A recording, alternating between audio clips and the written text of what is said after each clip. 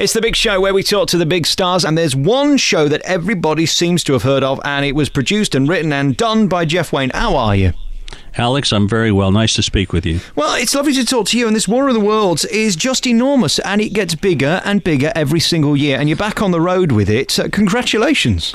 Thank you very much. Yes, this is our fourth year consecutively touring somewhere, and this is fourth time around at the UK as well, but we start actually in Holland and then Belgium in November before we hit the UK. It's a whopping set, isn't it? I mean, I saw it, I think, at the Albert Hall years ago, and it's been going around ever since, and you seem to add to it every year. Indeed. Every time we set out to do a new production, that's part of the whole idea. It's great fun to challenge yourself, to try to top what you've done previously. And in truth, Alex, the H.G. Wells story is so rich in its visuality that I'm never short of ideas. It's only one's imagination in a way that limits you, if anything, to new ways to open up the story. May I talk to you about your accountant? Because he must come to you every year and go, hang on, how much have you spent now, Jeff? You're not wrong. I mean, it does cost a fortune, this show, to take on the road, doesn't it? It is. It's a monster. That's the bottom line. Is it really is a large production in every sense of the word, because it's this marriage between cutting-edge technologies from a lot of different sort of disciplines, all integrated in perfect synchronization against the live performance of some 50 musicians that I'm conducting and 5 live performances as well. And it's all in perfect sync. And it takes a mammoth crew to move us around, to rig the show, and just to be able to perform it. We're going to talk about the story for a little bit, because everybody seems to know it. For those who've been living under a rock for the last 3,000 years, it's a story that I think we all love, because we wonder one day, will it happen? Tell us about it. Well, H.G. Wells created in 1897 what wasn't a book. In fact, it was an episodic adventure for a magazine called Pearson's. And the entire purpose was to write a chapter, so at the end of each read, that whoever was reading it would hopefully want to know what happens next. And what H.G. Wells created was quite a combination of science that he really knew about, as well as a vision of themes from the point of view of an alien invasion from Mars into Victorian England, and the incredible intelligence, machines, and weaponry that the Martians bring, set against humanity of the Victorian period, when all we would have had to defend ourselves with would have been sort of rifles and cannons. So the terror factor, if you think of it through humanity's eyes of that period, would have been extraordinary. It was one of the captivating things that I fell in love with when I first read the book. In terms of the story, it's compelling, but it's made even better by the music that you've added to it. When did you think that would be the thing that would make it stand out and be remembered all these years later? Well, thanks for saying that. As a composer and as a producer in the mid-1970s, it was my dad who actually handed me this book by H.G. Wells, and I had no idea that it was a Victorian tale, but from all the books and different genres that I was reading, to try to find a story that I could sort of feel very passionate about, on one read, it was H.G. Wells' story that I felt I could interpret. And that's really what I was trying to do, is to interpret what H.G. Wells created. And I think it was the motivation of his story and the ideas. It's a very human story as well, and themes within it that relate to the world we live in today, of invasion, of faith against faith. There's a lot of depth to it, all dressed in this incredible tale of fantasy.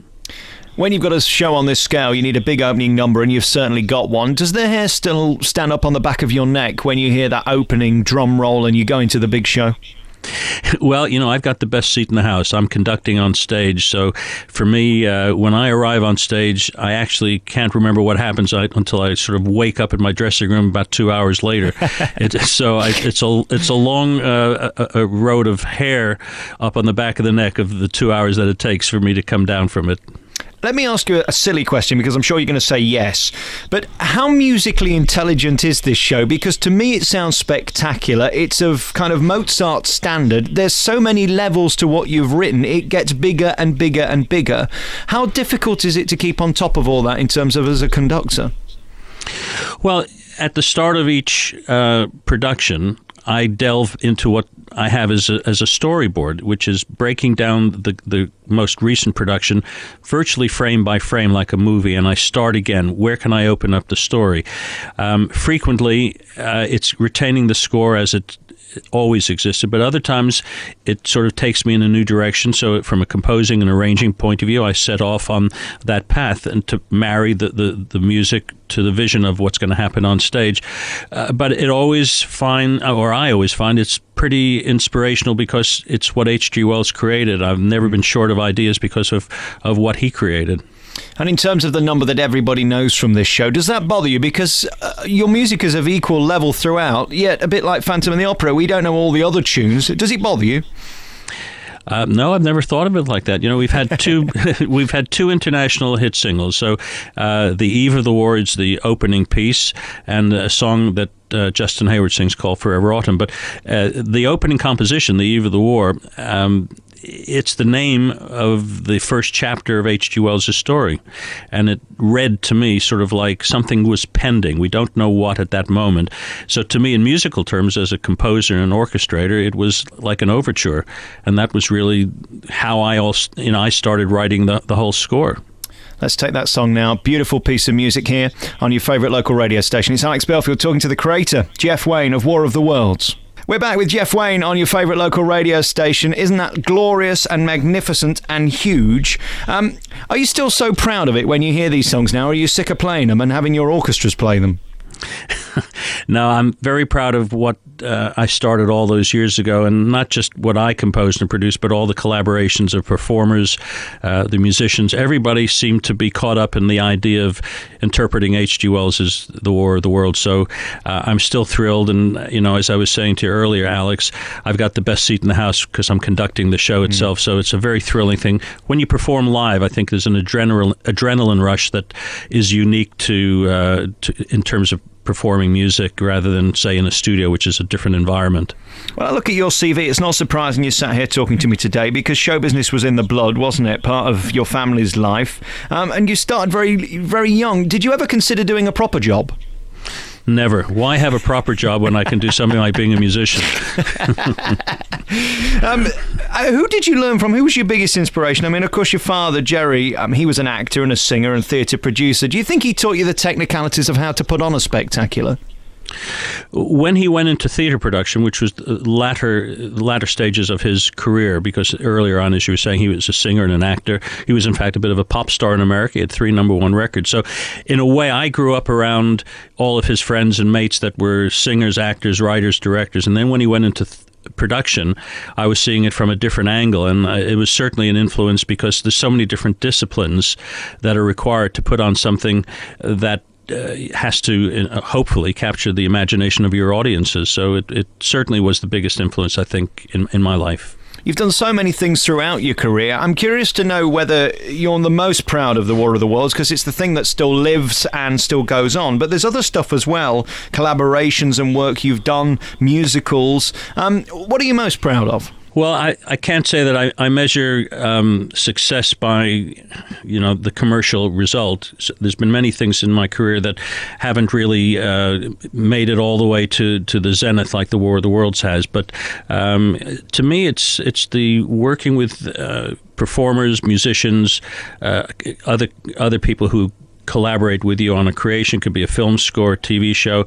That's the enjoyment factor. And then, of course, when you get something really right from a composing point of view, producing, whatever, that's the home run. That's when something works beyond what you perhaps believed it may have. And coming back to The War of the Worlds, for sure, that's been the most commercially successful piece that I've been involved with as an artist and as a writer. So I look back at it and still look forward to it with tremendous pride. What are you then? Are you a conductor, a musician, a musical star, a musical producer, a producer of theatre? I mean, what is your proper job that you're going to write on your passport? What I always say is just musician. It's all about the music. Well, yeah, I think even though, I've branched off in my career in recent years. I created a TV series built around the sport of tennis, which has been my main sport in life. And then I hired myself very cheaply, in fact, to compose the score. So I wore several hats in that, again, producing and creating a series. But I say musician only because it's probably the one that has the most passion in my blood and probably always will be. When you have those negotiations with yourself about your fee, who wins and do you make sure you get the right amount of money that you deserve? as the musician, I always get beaten up by myself as the producer. You can't beat a producer. He's got the final say.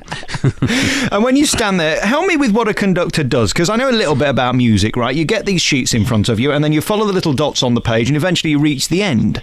I get that you've got to get them started, but aren't you just great show-offs? Because you don't actually do anything, do you? No, we don't do anything. We just show up, start them off, wait for 2 hours, walk off the stage, take all the kudos from the audience. I mean, I get you've got to get it started, but help me with it. I'm struggling to, because I see them, the last night at the Proms is one of the greatest nights of my year. And it seems that all the orchestra are doing is looking at their papers. They barely raise their eyebrows to you. Well, that's a fair comment, because I understand exactly what you're saying and why you're asking that. But I did study conducting, and what I can tell you, if your listeners can imagine, the right hand is supposed to be the metronome. It shows the shape of the time signatures. So you're doing the 1, 2, 3, 4. That's the right hand. The left hand is expression, cues, entrances and exits. If they're playing too loud, you have an indication for that, or too softly, you bring them up with your left hand, and combinations of the two. Where I'm positioned on stage, it's also part of the concept of my score, in that the band that I have is a 10-piece band on my left, and I have a symphonic string orchestra on the right. So it's almost like a ping pong match, because when the story is more aggressive, the band have a much more aggressive role to play in the electronics and guitar work. When the story is told through more of the human point of view, it becomes much more acoustic and string orientated. So they're deliberately divided in separate halves on the stage.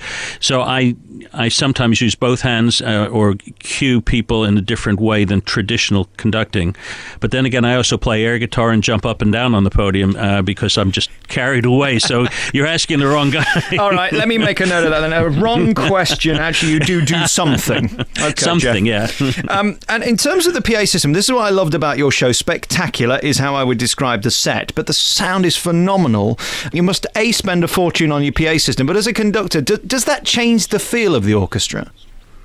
From the audience's point of view, we put a lot of time into the preparation of the sound. We have a brilliant front of house engineer who knows the science of sound, as well as just knows how to get all the balances correct, no matter what it happens to be being performed. We mix a lot of the not only the music, but special sound design, sound effects that I added into because of the show itself, that they go left and right and left through the audience's head, so to speak. Sound effects that go over the head, even more so on this next production. So it's a creative sort of concept as how we use the sound, but also the quality of the sound. And it's a very tricky thing, because you can have the same gear, the same team from one venue to the other, and because every arena is a completely different shape and size to the previous one or the next one. We go from, in London, where we play the O2, and in Wembley, which goes up to 20,000 seats, to what we would consider as a smaller arena of 4,000 to 5,000, of which we have a few of those. So everything that in scale of size, the depth of the audience, the seating, the height, that impacts on how sound sounds. And it's not straightforward, but I've been really fortunate, generally speaking, that we do put a lot of time in, and I credit that to our front of house engineer. Well, let's face it, when it goes wrong in an arena that size, it can sound awful, can't it? There's nothing worse. Well, it's absolutely true what you say, and unfortunately, things happen because it's live, and with all the preparation in the world that you put in, all the time, all the money that it takes to mount something of our scale, things do go wrong, and you can't help it. You can't. We've never had to stop a show. But we've had a few issues along the way that they come and they go, but probably 98% of the time we get a great result. I've loved talking to you. Thank you so much for your time. Jeff Wayne is the man and the genius. I would love to be in your head for 5 minutes. I'm sure you could start a conference, really, couldn't you? It's a curious providing thing. I'm conducting. I'm going to come and see you because you're in Sheffield on December the 4th. You're coming to Liverpool and Nottingham and Birmingham and Bournemouth and London and Cardiff and Brighton and Wembley, all over Manchester as well on the 5th. And thank you so much for coming on the programme. And do turn up, because we want to see you there conducting. You can't have a night off, really, can you? I haven't missed a show ever in 4 years, Alex. So all things with a fair wind, I'll be there.